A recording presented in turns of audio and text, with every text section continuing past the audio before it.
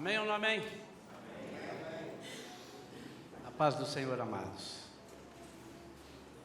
Nós queremos trazer uma palavra de Deus para o nosso coração, voltada para aquilo que nós vamos começar a conhecer a partir de domingo que vem. Estudar, melhor dizendo, a partir do domingo que vem. Algumas coisas nós já conhecemos. Você se deparará com alguns ensinamentos que você dirá: mas isso eu já sabia, mas e por que não praticamos? Então, eu orei ao Senhor e pensei em fazer uma espécie de um resumo, mas um resumo resumido. Desculpe a redundância aí, né? Lógico, mas foi só para fazer uma síntese, algo muito resumido mesmo, daquilo que nos espera. Para quê?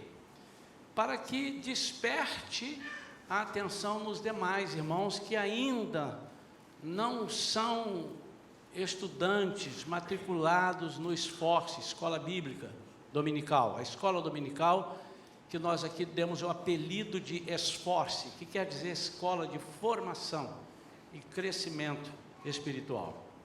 Eu quero convidar os amados, obviamente eu vou citar trechos do livro, não tem porquê, e tudo que está aqui eu tirei do livro, só os títulos, não vamos discorrer sobre cada item desse de jeito nenhum, porque vocês farão isso lá, mas eu quero trazer à tona, trazer à baila, vamos dizer assim, aquilo que esse título chama e o que ele desperta.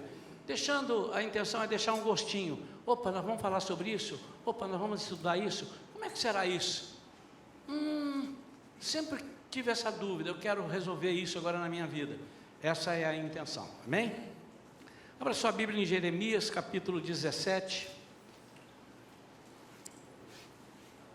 Jeremias está no Antigo Testamento, vem depois do profeta Isaías. É fácil de achar Isaías, que é um dos livros mais fáceis de achar depois de Salmos, né? Isaías é o maior livro. Quantos capítulos tem o livro de Isaías, irmãos? 1, 2 e já? Quantos capítulos tem o livro de Isaías, irmãos? 1, 2 e já? 66. Quantos livros a Bíblia tem, irmãos? 1, 2 e já? E por aí vão as coincidências que não são coincidências, são Jesuscidências. Mas um dia os irmãos vão saber disso. Vamos começar em breve. Breve pode ser 1 mês, 2 meses, 3 meses, mas não passa desse semestre, em nome de Jesus. Vamos começar um estudo bíblico aqui, mergulho bíblico, às quintas-feiras. Nós teremos 3, 4 professores para nós estudarmos, conhecer a Bíblia, saber como é que ela é classificada e como é que eu estudo a Bíblia. Jeremias capítulo 17, versículo 7 e versículo 8. Mas bendito é o homem cuja confiança está totalmente depositada em Yahvé, cuja fé está no Senhor. Ele será como uma árvore plantada junto às boas águas e que estende as suas raízes para o ribeiro. Uma árvore que não se afligirá quando chega o calor, porque as suas folhas estão sempre viçosas, não sofre de ansiedade durante o ano da seca, nem deixará de dar o seu fruto. Amém? Amém. Irmão Augusto, por favor, erga sua voz e peça a Deus direção para essa palavra.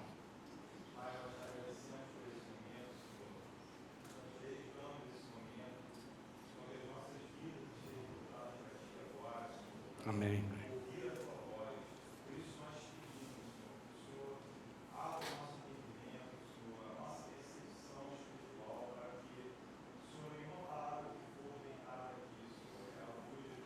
Amém.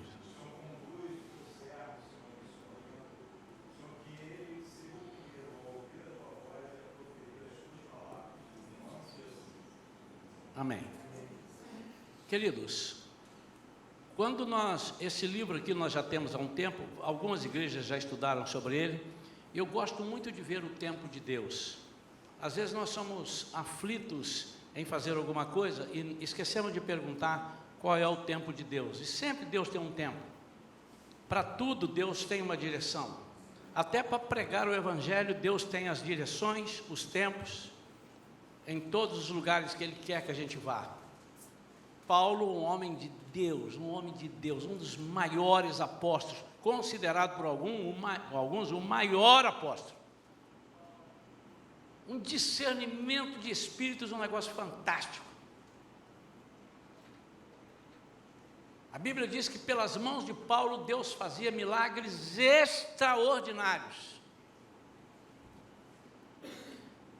E pregar o Evangelho era o que estava no coração de Paulo. Mas até para pregar o Evangelho, o Espírito Santo impede. E diz que eles foram impedidos de prosseguir para o lugar que ele estava planejando, pregar o Evangelho. Ele estava preparando para ir para a Bitínia, na Ásia. E o Espírito Santo, diz a palavra de Deus, os impediu. E na noite em que aconteceu isso, ele tem uma revelação, ele teve um sonho, onde ele vê uma pessoa ficar de pé e dizer: passa em Macedônia e nos ajuda. E ele concluiu que aquela era a vontade do Senhor. Então o Espírito Santo impediu de pregar o Evangelho na Bitínia, porque o Espírito Santo tinha alguma coisa que Paulo não sabia, que era ali que tinha que ir primeiro. E esse livro, aliás, eu o conheci, não este livro, mas o livro que também existe, Uma Igreja com Propósito, há mais de 15 anos ele lançou, depois ele lançou Uma Vida com Propósito. E ele está nas minhas mãos desde 2017, mas já esteve antes no Brasil. É o livro que vai servir de apoio ao nosso estudo. Ele descreve de uma maneira muito simples tudo aquilo que Deus preparou, quais são os nossos propósitos. Cada um de nós tem um propósito. E que Deus, o propósito de Deus. Eu tenho um propósito, eu quero crescer, eu quero estudar, eu quero ser um homem de Deus. Isso não é propósito. Isso é seu objetivo. O propósito, à luz da Bíblia, é o propósito de Deus para a sua vida.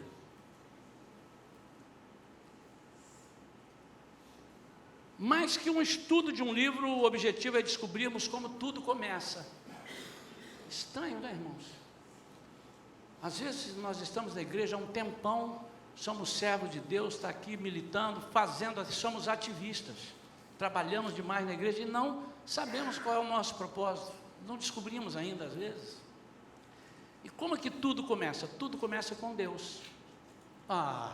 Pastor, sim, mas muitas vezes nós não levamos isso em consideração. Tudo começa com Deus.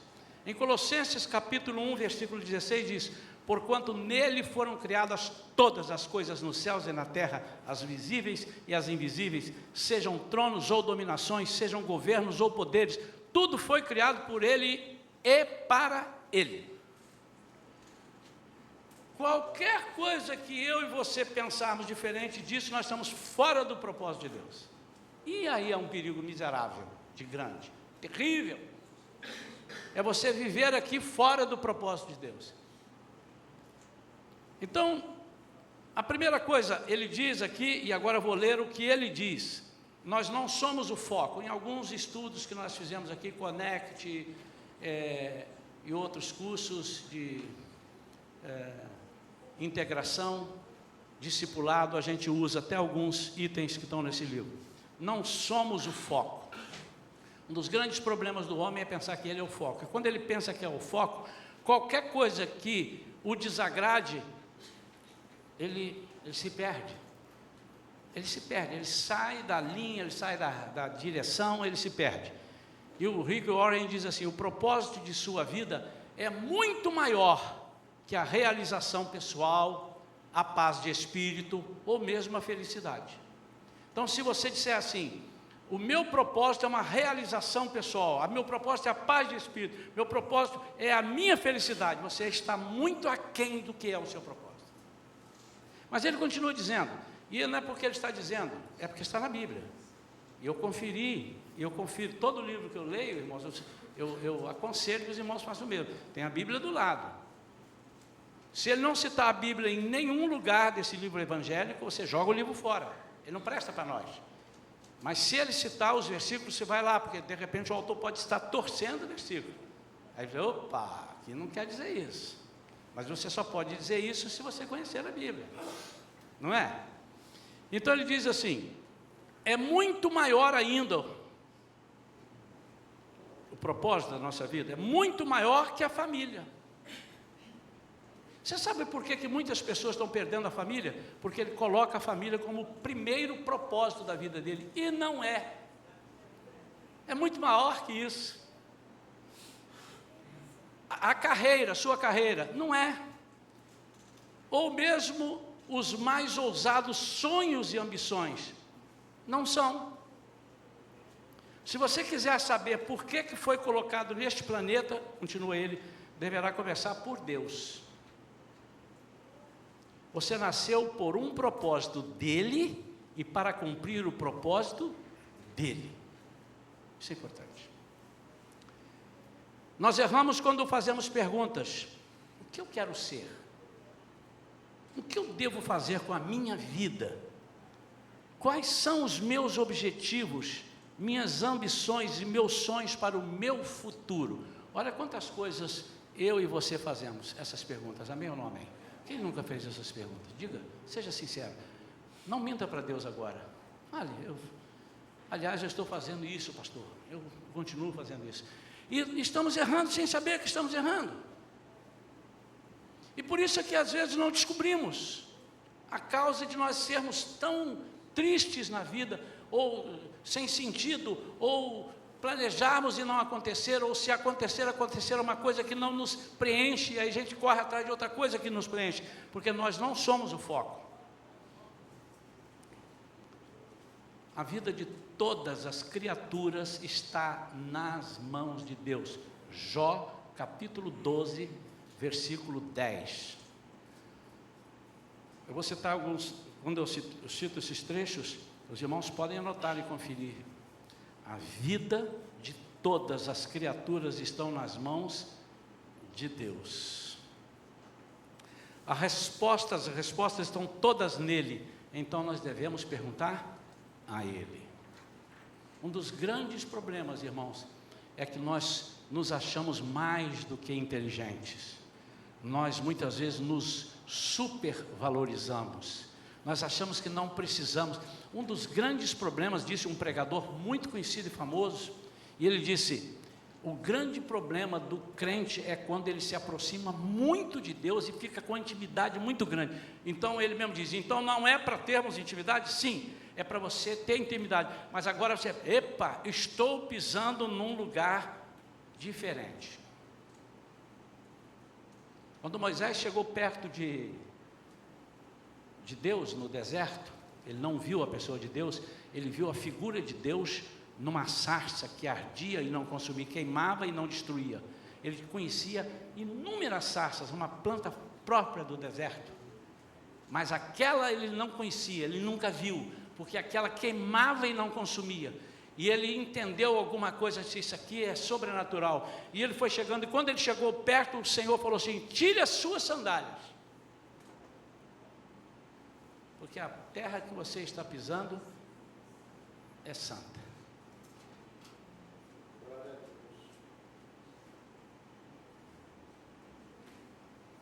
Isso tem um monte de significado, isso dá uma outra pregação, mas só para você pensar. Quem pode te calçar as sandálias é o Senhor. Preguei sobre o filho pródigo domingo passado. Primeira coisa, trazer-lhe uma roupa, trazer-lhe as sandálias, porque descalço ele era escravo. O que Deus estava falando para Moisés assim: você agora é meu servo, eu vou ser o seu dono, eu vou falar contigo, tira as sandálias, você está perto de mim, o lugar é santo, e não se chega perto de mim da forma diferente da que eu quero.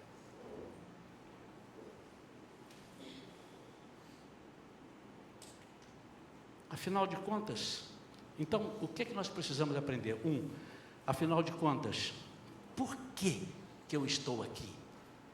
Isso é uma pergunta que os psicólogos tentam resolver. E às vezes não resolve, às vezes resolve, porque ele leva para o lado da Bíblia.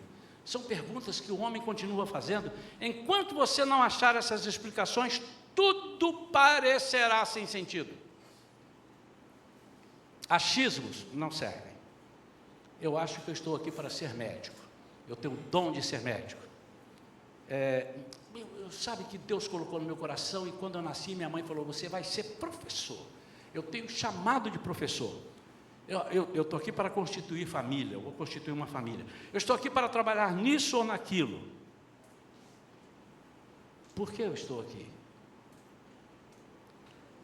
Nós pretendemos que nesse estudo, vai demorar, são 40, aqui ele dá como se fosse 40 dias, porque é um estudo por um dia, mas nós vamos fazer domingo, são 40 domingos, vai até o final do ano. Eu encorajo você a não faltar. Eu vou te autorizar somente neste estudo a você fazer uma coisa. Caramba, hoje eu tenho um compromisso. Não deveria, porque o domingo é do Senhor.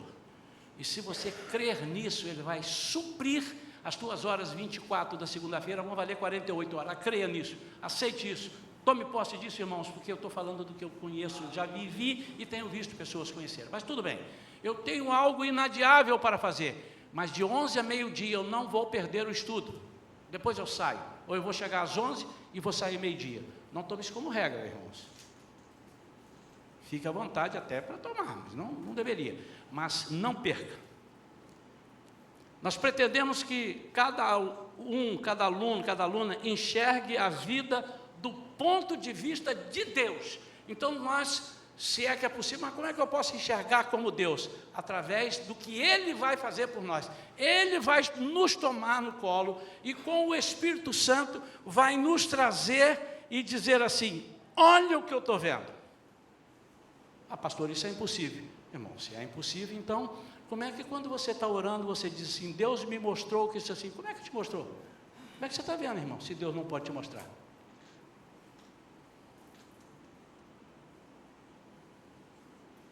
Como é que Deus te dá discernimento de algo que ninguém às vezes descobriu, aí você vai orar, está orando, e Deus fala, ó, o foco está ali, o problema está ali, desenrola ali, liquida aquilo ali.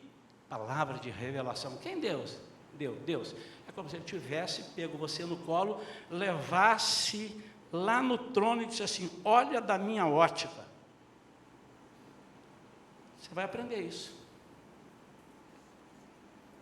Quando você entender este ponto como princípio de tudo, aí você vai ser uma vida diferente.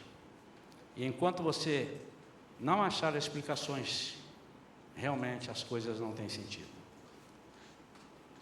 Então a segunda coisa, o livro ensina, você foi planejado para agradar a Deus. Deus, quando te planejou, quando eu falo te planejou, me planejou também, tá? Quando Deus nos planejou, é porque Ele está escrito, então eu copiei exatamente o que eu quero dizer, o que é que o livro vai estudar. Você vai ouvir isso lá, ih, pastor falou, ih, porque está no livro. Só que ao invés de eu abrir o livro, eu fiz uma síntese e copiei aqui para o papel. Quando Deus falou, eu vou fazer o Tiago, mas eu vou fazer o Tiago para ter um monte de coisa, mas a principal é para ele me agradar. E para ele me agradar, eu quero que ele saiba quem eu sou. Porque não é qualquer coisa que me agrada. Falei aqui no Salmo. Quantos vocês estão entendendo?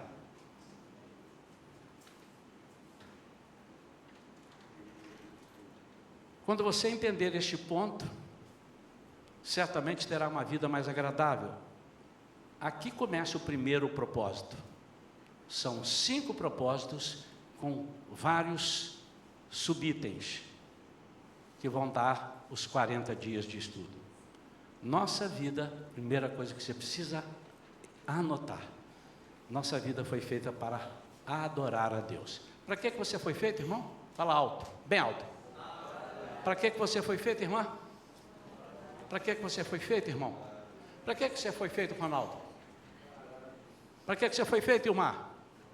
Mas quem disse isso? A Bíblia.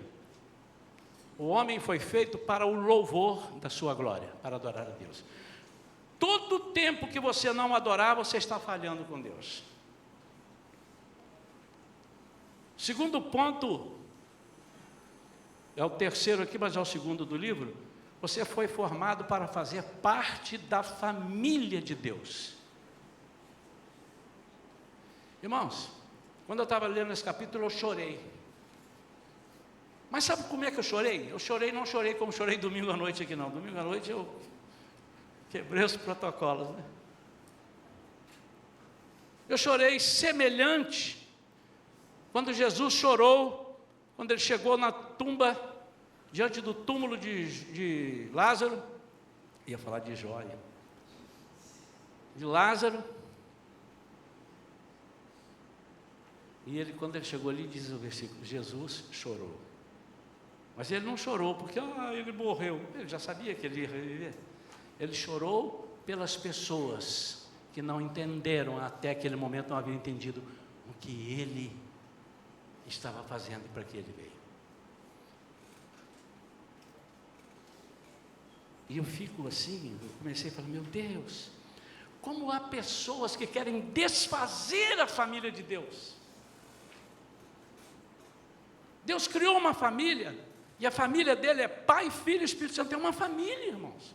A Bíblia mostra isso em várias situações. Eles formam uma família, e uma família obediente. E Ele nos formou para fazer parte da família dele, e Ele quer que nós sejamos uma família. Por isso que a igreja é um organismo, corpo, organismo, não uma organização. Já preguei sobre isso, quer dizer, embora tenhamos organizações. E aqui você vai aprender como ter uma vida em comum. Você pode estar com algum braço doendo. Você pode... Meu corpo não está 100% esses dias, irmãos. Porque eu estou com esse lado esquerdo aqui, fui fazer umas estripulias. Eu esqueci a idade que eu tinha. Esqueci que eu tinha 54. E aí, de tanto pegar aquela cadeira de rodas que a pastora estava usando, botar no carro, pegava só com essa mão. Quando você faz isso com ginástica antes, não tem problema, mas eu estou sem fazer ginástica há muitos minutos. Muitos minutos, bilhões de minutos. Muitos, é pouco, minutos, irmão. Aí quando eu pegava a cadeira, eu botava dentro do carro, tirava a cadeira, quando eu acordei já era tarde. E esse corpo tem coisas que eu tenho que pedir a Vera para fazer para mim. Bem feito, você pediu para fazer um monte de coisa para você quando você quebrou o pé, agora tem eu. E às vezes, irmão, para eu amarrar o cinto aqui atrás que eu passar, eu já estou até arranjando uma maneira nova. Em vez de trazer o cinto, eu boto o cinto assim e rodo assim, para ver se ele encaixa. Faz uma falta, eu estava com a coceira. Eu estava com uma coceira aqui hoje, irmão Joel. Exatamente. Quase que eu fui fazer igual o boi, encosta assim, fica assim. O boi faz isso porque não tem uma mão para ele coçar lá. Porque a mão que alcançava aqui não era a direita, era a esquerda. Sabe, lá que fica ali, a noroeste das costas. Como ter uma vida em comum? Como se sentir pertencente? Irmãos, um dia eu estava conversando com um irmão daqui da igreja, e ele disse, pastor, eu estava vindo para a igreja, naqueles papos que batem comigo às vezes no gabinete, conversando, conhecendo a igreja, e eu conhecendo a pessoa, eu gosto muito de fazer isso, e ele disse assim, pastor, eu não me sinto pertencente. Eu digo, você está fora do corpo? Está fora? Não me sinto pertencente. Você já teve essa sensação de estar num lugar e parece que não pertence àquele lugar? Não estou me referindo a estar no mundo e não ser do mundo. E se Jesus manda que seja assim. Não é isso que eu estou falando, não. Parece aqui o cachorro que caiu do caminhão de mudança. Não parece? E como restaurar a comunhão? Nós vamos aprender isso nesse item chamado Você foi formado para fazer parte da família de Deus. Estão querendo destruir a família de Deus. Estão querendo. Estão querendo acabar com a igreja de Cristo, não as denominações, a igreja. Porque tem denominação, pode ter, que não é igreja. A igreja é o corpo. Quando ela não é corpo, ela não é igreja. Terceiro ponto, que é o quarto item aqui, você foi criado... Você vai tomar um susto agora. Ah, pastor, isso eu já sabia. Você foi criado, vou falar bem baixinho. Você foi criado para ser semelhante a Cristo. Eu fui criado para ser semelhante a Cristo. Como eu posso me parecer com Cristo? Já te tiro da cabeça para você ficar tranquilo, não é para morrer na cruz. Porque senão se anula, que só Ele podia fazer isso. E aqui, semelhante a Cristo, nós vamos aprender como crescemos. Jesus crescia em estatura, em graça e conhecimento, ou sabedoria. Eu tenho uma meta para Shalom. Esse ano a Shalom vai ter algumas metas. Não é meta de alcance, não é meta de... Vocês vão trazer 300 membros. Não é isso não, tem igreja que faz isso. Mas a minha meta é a seguinte: eu quero chegar ao fim do ano, com a ajuda dos irmãos que estão trabalhando comigo, que eu já conversei com alguns. Eu quero constatar que 100% da igreja cresceu em conhecimento. Ou cresceu 30%, não, pastor, só cabia esse 30%, porque eu já estava 70%, agora eu terei, estou 100%. Pastor, eu estava 0, estou a 40%, cresci 40%, estou bom demais, agora 0, já vou crescer mais. Crescer em conhecimento. E conhecimento significa tudo. Conhecer a Bíblia. Como é que você quer conhecer a Jesus, ao qual você foi colocado como semelhante, se não conhece o manual do fabricante? O que é que ele diz? O que é que ele pede? E oportunamente nós vamos falar num assunto, pregando aqui, eu espero, para dirimir todas as dúvidas sobre lei e graça, que tem muita pessoa desconhecidamente falando, não conhece a Bíblia e diz: eu não estou na lei, agora eu estou na graça. Não fale uma bobagem dessa. Eu vou te dar o título da mensagem: eu estou na lei pela graça. Estou na lei pela graça. Você vai entender isso. Fica agora, pastor, não saia da igreja antes de ouvir a pregação. Eu vou falar na Bíblia, eu vou mostrar na Bíblia. Se você quiser, entre na internet, lei ou graça, eles vão dizer, são interdependentes, não pode separar. Essa é outra conversa. E aí você vai entender algumas coisas que a graça Jesus me dá para eu cumprir a lei, que Ele se fez lei, Ele cumpriu a lei para nós irmos para o céu segundo as leis e as regras dele, mas pela graça. E como alguém já disse, pregou aqui sobre isso, acho que foi a Vivian, ele disse assim: nós estamos duplamente vivendo muito mais difícil do que na época da lei. Esperem para ver. Como ser semelhante a Cristo? Saber como crescemos. Como é que eu cresço? Como é que Jesus crescia? Mas não é como é que ele crescia. Ele crescia, já sei, pastor, você já disse, eu não preciso vir essa lição. Ele crescia em estatura, em graça e sabedoria. Não preciso mais. Não, mas como é que é isso? No meio do crescimento, existem as provações e as tentações. Como é que elas podem contribuir para o nosso crescimento? Jesus teve tentação, irmãos? Acho que não teve. Teve ou não teve? Teve. E ele perdeu, empatou ou ganhou? Ele venceu, sempre venceu. Mas era necessário para ele, irmãos. Ele era o Filho do Deus vivo, ele era o Deus encarnado. Sim, para mostrar a todas as pessoas que ele, como homem, podia vencer. Então nós, semelhantes a ele, podemos vencer. Já encerrei o capítulo. Esse capítulo, quero aproveitar e falar com os professores, em nome de Jesus. Não se baseie assim, domingo tal eu tenho o capítulo tal, agora para outro domingo eu tenho. Não faça isso. Não corra, mas também não fique enrolando aí o meio de campo. Não tem que cada capítulo é um domingo. Vai ter capítulo que eu acho que vocês já fazem isso, né? Com os outros livros. Vão fazer 2 domingos. Quinto, você foi moldado. Uma vez, antes eu disse, você foi criado para isso, agora você foi moldado para servir a Deus. Se eu gero um filho, e eu gero com alguns pensamentos, eu o gerei para aquilo. E agora eu vou moldá-lo para aquilo. E aí eu vou ensiná-lo até ele cumprir aquilo. Como? Aceitando a sua missão. Você foi colocado na terra para fazer a diferença. Você só foi colocado aqui para uma coisa: fazer a diferença. Você precisa fazer a diferença. Quando você não está fazendo a diferença, você está fora do propósito de Deus. Como agem nesse item? Como agem, como pensam os verdadeiros servos? Como agem e como pensam os verdadeiros servos? Porque às vezes nós pensamos que somos servos, irmãos. Mas nós somos servos para algumas coisas, para outras coisas nós queremos ser donos. A palavra Senhor significa, no seu contexto, dono. E é interessante que nós chegamos e falamos: Senhor, eu não quero isso. Ou você não pode usar Senhor, ou você não pode falar: eu não quero. E por último, você foi feito para uma missão. Da mesma maneira como me enviaste ao mundo, eu os enviei ao mundo. Da mesma maneira. João 17, 18. Jesus, na sua oração sacerdotal, falando com o Pai: Pai, da mesma maneira. O que é maneira?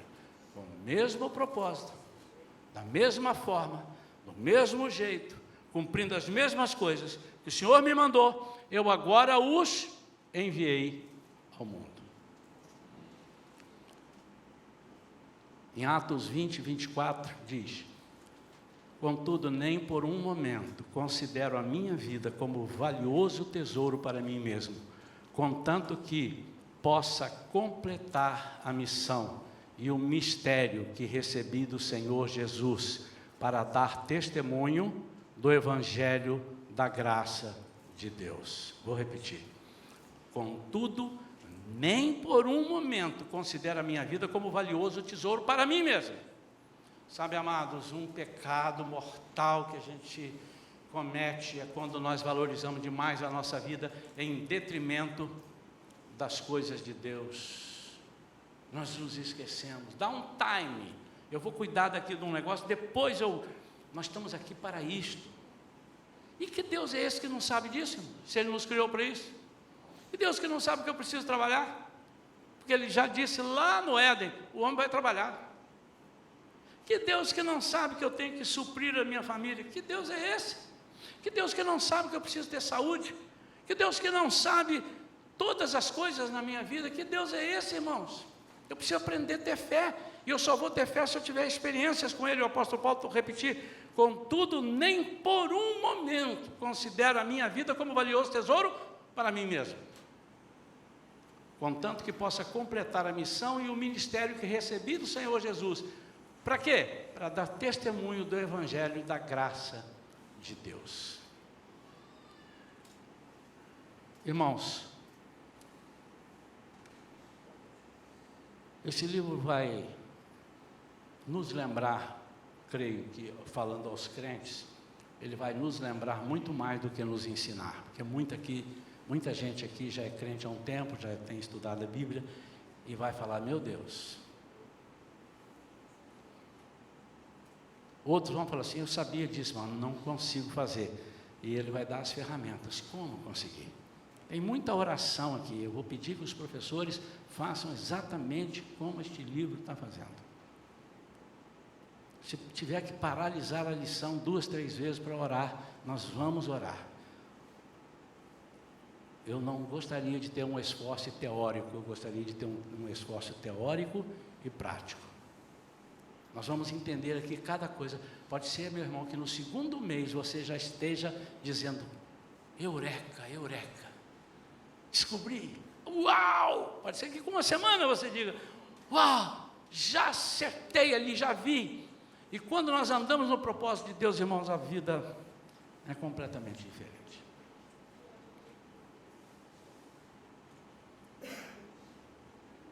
Curva a sua cabeça, por favor.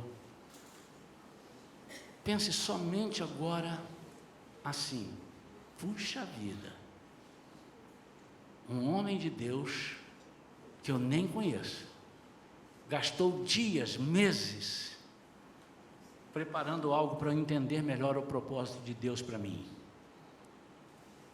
Eu preciso valorizar esse espaço que Deus deu a ele. E agora, o pastor passando para nós, o que ele espera. Eu não quero fazer parte de uma igreja relapsa, indiferente. O diabo não vai me vencer. O inimigo não adianta falar na minha cabeça que eu não vou ter tempo, que eu não gosto de ler ou estudar. Ele está destruído, ele está amarrado pelo poder da palavra de Deus. Nós vamos aprender. E se você está dizendo, eu já sei muito, eu já li esse livro, eu já sei, eu sou isso, eu sou formado naquilo, Deus vai te usar para ajudar-nos a ensinar aos demais na sala. Venha, precisamos de você, para você compartilhar com os professores.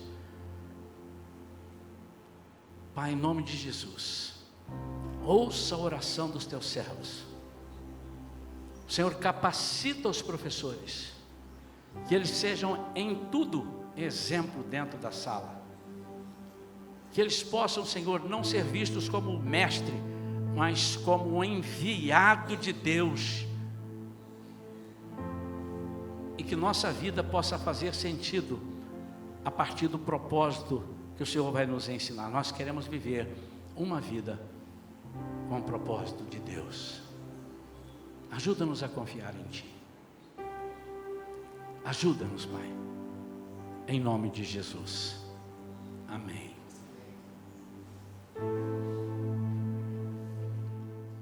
Dentro desse contexto, mas